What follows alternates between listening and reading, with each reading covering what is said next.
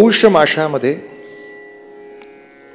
जी पहिली एकादशी येणार आहे तिचं पुन्हा एकदा नाव पुत्रदा एकादशी असं झालंय.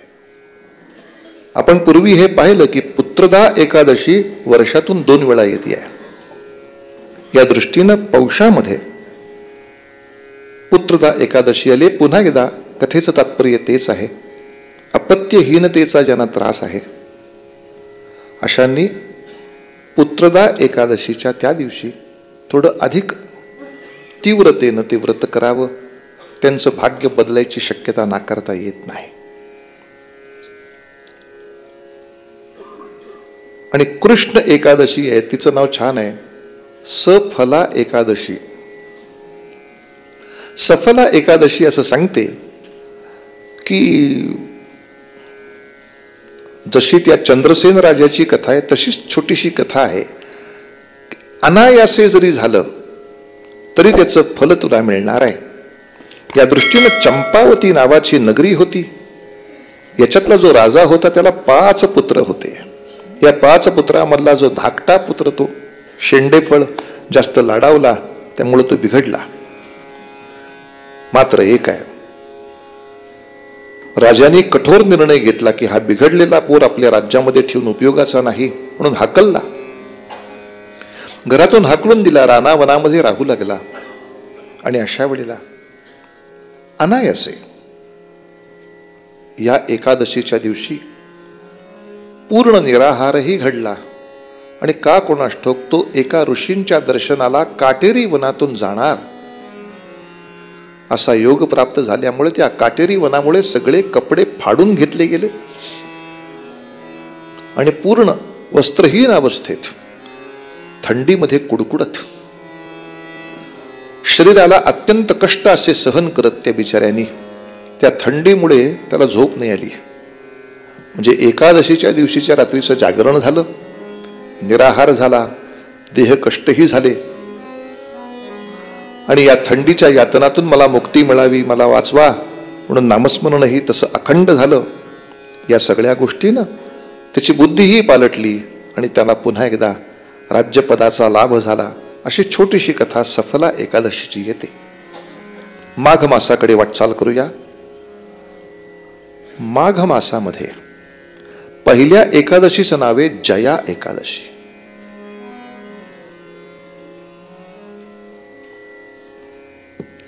आणि याची कथा तिसरीकडे कुठेही नसून रामायणात आहे. रामचंद्राने रावणाच्या युद्धासाठी लंकेकडे जे प्रस्थान केलं आहे ते या एकादशीच्या मुहूर्ताच्या आसपासचं आहे. त्यामुळे जय मिळवण्यासाठी त्या दिवशी थोडंसं व्रत करून प्रस्थान झालंय किष्किंधेकडून लंकेकडे. कारण परत एकदा समुद्र बंधनाच्या वेळेला समुद्रावर जेव्हा पूल बांधायचा होता, समुद्रावर जेव्हा सेतू करायचा होता, त्याचा सुद्धा मुहूर्त एकादशीचा आहे. आणि मौज पाहाल, किष्किंधेपासून तिकडे यायला महिना गेलाय. आणि म्हणून समुद्रापाशी जेव्हा रामचंद्र पोचतात तेव्हा तो फाल्गुन आलेला असतो. आणि फाल्गुनामधली ती जी एकादशी आहे, ज्या एकादशीला तो पूल बांधायला सुरुवात झाली, तिचं नाव विजया एकादशी आहे. ते किष्किंधेकडून लंकेकडे 1 महिन्यापूर्वी आधी निघाले, ते नाम जया एकादशी आहे. आणि जेव्हा पूल बांधायला सुरुवात झाली ती विजया एकादशी आहे. पण माघ मासामधली पुढची एकादशी आहे ती मात्र विचार करण्यासारखी आहे. छान. पुन्हा एकदा निसर्गाचा आणि आपला किंवा आयुर्वेदाचा आणि आपला समतोल करण्यासाठी ती आहे. माघ मासातल्या या कृष्ण एकादशीचं नाव आहे षटतिला एकादशी. 6 गोष्टीमध्ये तिळाचा वापर करायचा. षट म्हणजे 6.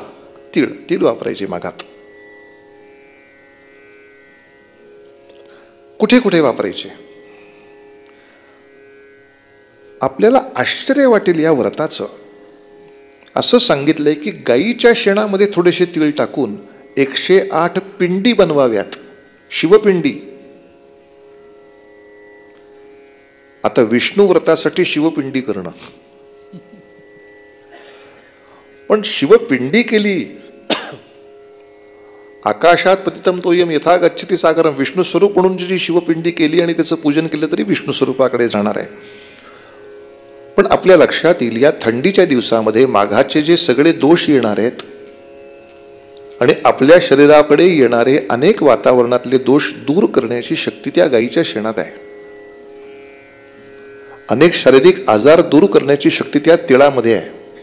त्या काळातला आजार आणि त्या काळामधले त्वचा आजार याला सगळ्याला दिवाळीच्या काळामध्ये मातीत खेळा आणि किल्ला करा याचं पुष्कळचं रूप माती अंगाला लावून मृत्तिका स्नानाचीच ती गंमत आहे. आता तेवढी शुद्ध माती मिळत नाही म्हणून, पण माती जितकं आपल्या शरीराला शुद्धता देते, मातीच्या भांड्यामध्ये स्वयंपाक केल्यानंतर जेवढी जीवनतत्व शिल्लक राहतात तेवढी इतर भांड्यामध्ये राहत नाहीत. मृत्तिका आपल्याला खूप सांभाळणारी आहे. तेव्हा गायीच्या शेणामध्ये तीळ घालावा आणि शिवपिंडी कराव्यात असंही एक वर्णन आहे. स्नानापूर्वी तिळाचं तेल लावावं. थंडीचे दिवस आहेत आपल्याला ते समजू शकतं. तीळ मिश्रित पाण्याने स्नान करावं असंही सांगितलंय.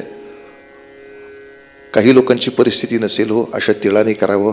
मग अशा वेळेला सधन असलेल्या माणसानं तिळाने भरलेल्या भांड्याचं दान करावं. ते सत्पात्री दान करावं की ज्याला हे शक्य नाही बिचाऱ्याला, त्याला पण ही एकादशी करता यावी. संध्याकाळी अग्निहोत्र होम करायचा असेल तर इतर वेळेला अग्निहोत्र होम हा तांदूळ आणि तुपाची आहुती असते. माघाच्या एकादशीला हा होम करताना तिळाचा होम करावा. शक्य झालं तर पिण्याच्या पाण्यात सुद्धा थोडा तीळ असावा आणि पारण्याच्या वेळेला भोजनात तीळ असावा. अशा अनेक ठिकाणी तिळाचं नितांत आपल्याला गरजेचं असलेलं स्थान बघून या एकादशीमध्ये, या सगळ्या व्रतामध्ये या तिळाची योजना केली आहे. म्हणून त्याला षट्टिला एकादशी असं म्हणायचं. आता दोनच गोष्टी राहिल्या म्हणजे पुरे. फाल्गुन मासातल्या विजया एकादशीबद्दल मी बोललो, जी समुद्र हे सेतू बांधायला सुरुवात झाली ती. पण त्याच्या आधीची जी आहे तिचं नाव आहे आमलकी एकादशी. ज्या एकादशीमध्ये आवळा या फळाचं महत्व जास्त आहे. पुन्हा एकदा विचार करा का असेल. फाल्गुनानंतर चैत्र सुरू व्हायचं आहे. चैत्र हा सगळ्या सृष्टीची नवनिर्मिती आहे आणि या चैत्राच्या सर्व नवनिर्मितीला आपलं शरीर अधिकाधिक सतेज, अधिकाधिक चैतन्यमय पाहिजे. आणि शरीराला चैतन्य आणि तेज देणारा आवळ्यासारखा दुसरा प्राणी नाही. आता केवढे असतात ते, च्यवनप्राश पासून ते आमलप्राश पर्यंत. खा मेले आवळा, मग राय आवळा खा. आवळ्याचं सुर अमृत काय. आवळ्याचा गुण आयुर्वेद सुद्धा सांगतं की ते याच दिवशी घ्यावं असं नाही, त्या दिवशी त्याला एक महत्व दिलंय कारण चैत्र पुढे येतोय म्हणून. त्यावेळेला तू जास्त सतेज पाहिजेस.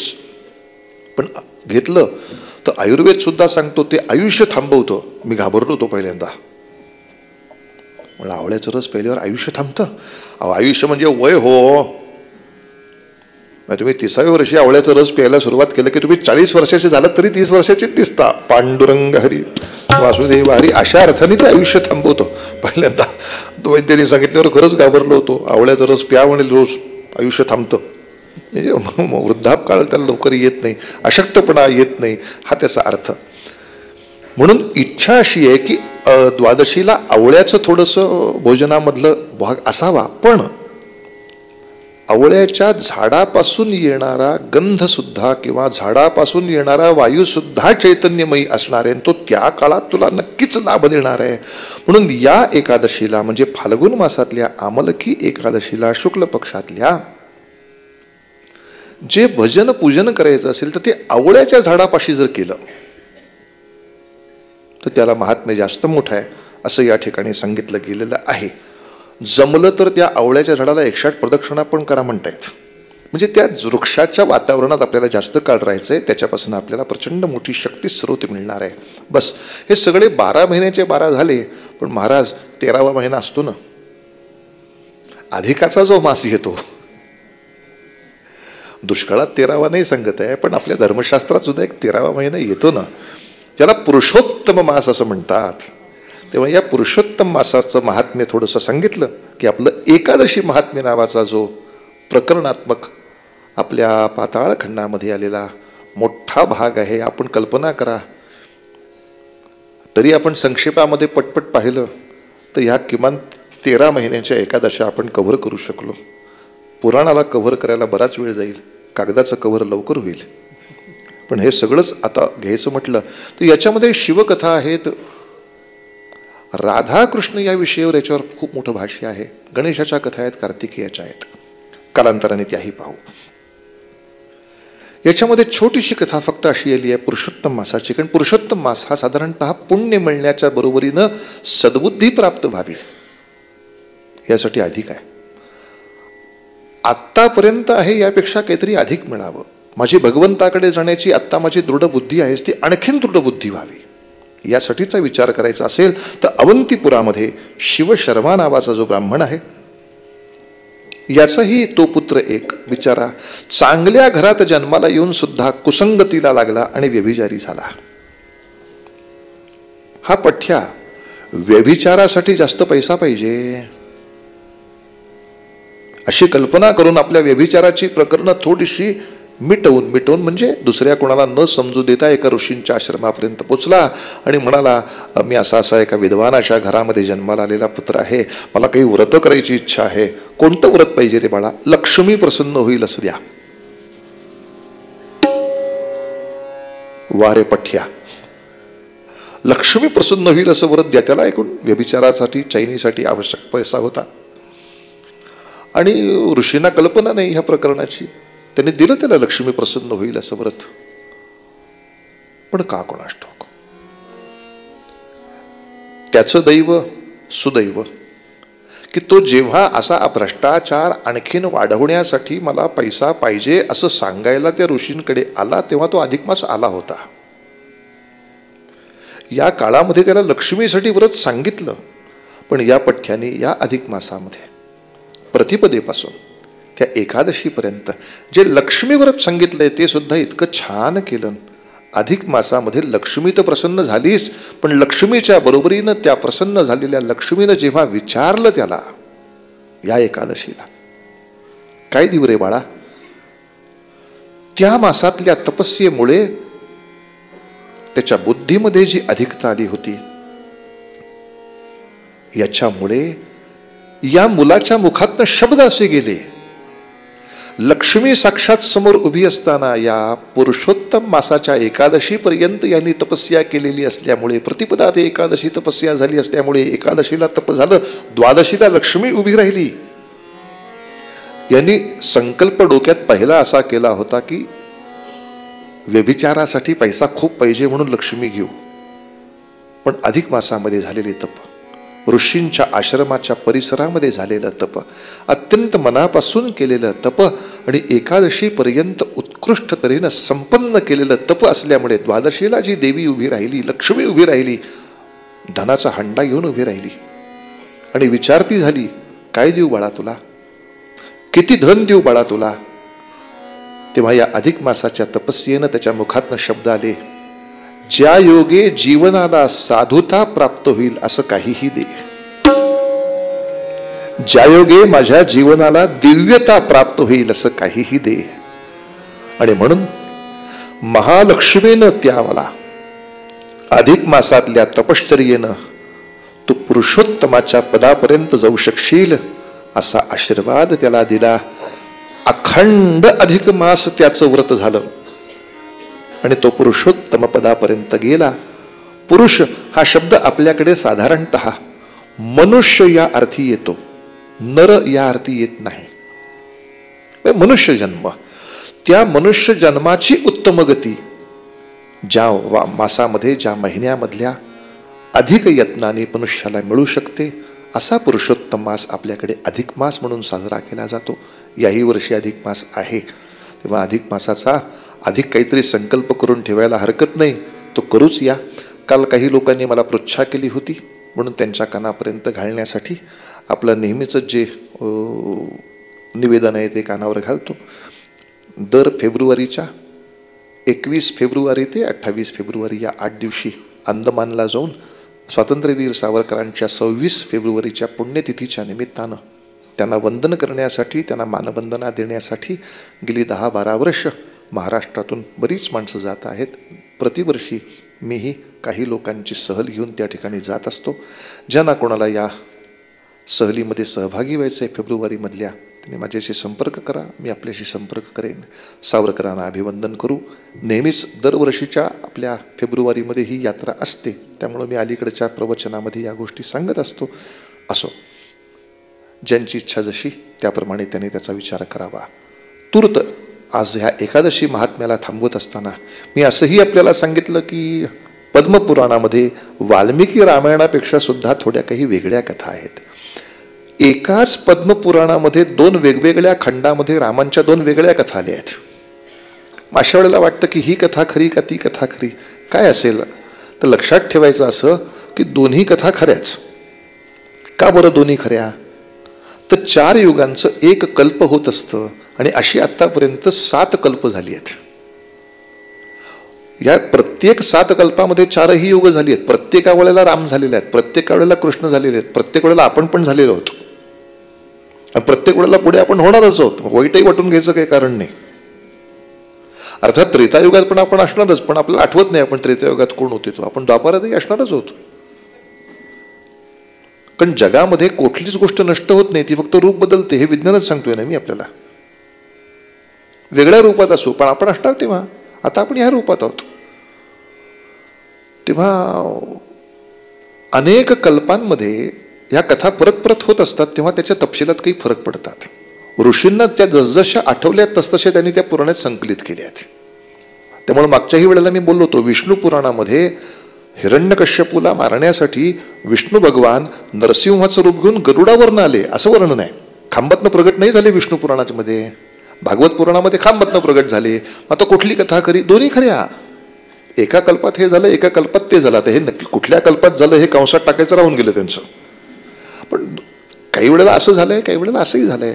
आणि म्हणून 4 युगांचं एक कल्प अशी आतापर्यंत आपल्याला आठवत आहेत 7. म्हणून 7 चोक 28. म्हणून पांडुरंगाचं वर्णन युगे 28 विटेवरी उभा. तर 4च युग आपल्याला माहित असतात, तर 28 कुठली युग त्याला काढायची? तर ही 28च्या 28 म्हणजे आम्हाला आठवत आहेत तेवढी 28.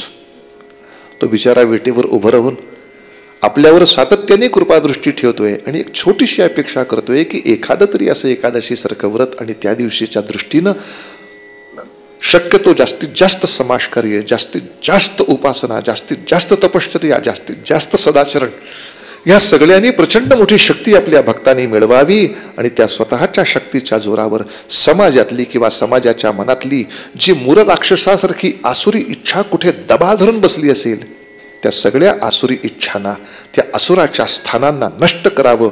आपल्या शक्तीनं आपण नष्ट करावं. अशी शक्ती सर्व सज्जनांच्या मध्ये प्रगट होण्यासाठी हे महान पद्मपुराणामधलं एकादशी महात्म्य या ठिकाणी संपन्न होत असताना पांडुरंगांना वंदन करून या ठिकाणी विश्राम घ्यायचा. अग वैकुंठीच्या राया, अग वैकुंठीच्या राया, वैकुंठीच्या राया, अग वैकुंठीच्या राया, अगा वैकुंठीच्या राया, अगा विठ्ठल सखया, अगा विठ्ठल सखया, अगा नारायणा, अगा नारायणा, अग वसुदेव नंदना, अगा वसुदेव नंदना, अग पुंडलीक वरदा देवा, पुंडलीक वरदा, अग विष्णु तू गोविंदा, अगा विष्णु तू गोविंदा, अग रखुमाईच्या कांता, अग रखुमाईच्या कांता, कान्हो पात्रा राखी आता, कान्हो पात्रा राखी आता. वैकुंठीच्या राया, अग वैकुंठीच्या राया, वैकुंठीच्या, वैकुंठीच्या, वैकुंठीच्या राया. पंढरीनाथ महाराज की